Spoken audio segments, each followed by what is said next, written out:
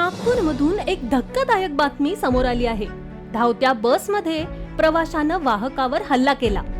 वाहकाला मारहाण करण्यात आली आहे। वाहकावर चाकूने हल्ला करण्यात आलाय। समोर आलेल्या माहितीनुसार फिरोज शेख असं या हल्लेखोर प्रवाशाचं नाव आहे, तर योगेश काळे असं हल्ला झालेल्या वाहक याचं नाव आहे।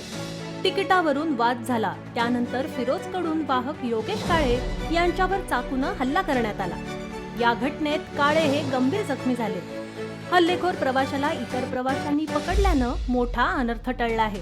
त्यानंतर बस चालक संतोष जाधव यांनी बस पोलीस स्टेशनला नेली। पोलिसांनी फिरोज शेखला अटक केली असून या प्रकरणात गुन्हा दाखल करण्यात आलाय। घटनेबाबत अधिक माहिती अशी, ही बस नागपूरवरून छत्रपती संभाजीनगरकडे निघाली होती। याच दरम्यान कोंढाळी परिसरात ही घटना घडली। तिकिटावरून वाद झाला। योगेश काळे यांनी फिरोज शेख याला तिकीट दाखवण्याची मागणी केली, मात्र तो तिकीट दाखवत नसल्यानं वाद झाला। त्यानंतर वादाचं रूपांतर कडाक्याच्या भांडणात झालं।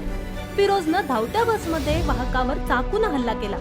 त्याला इतर प्रवाशांनी वेळीच धरल्यामुळे मोठा अनर्थ टळला आहे। या हल्ल्यात वाहक योगेश काळे हे गंभीर जखमी झाले असून त्यांच्यावर कोंढाळी आरोग्य केंद्रात उपचार सुरू आहेत।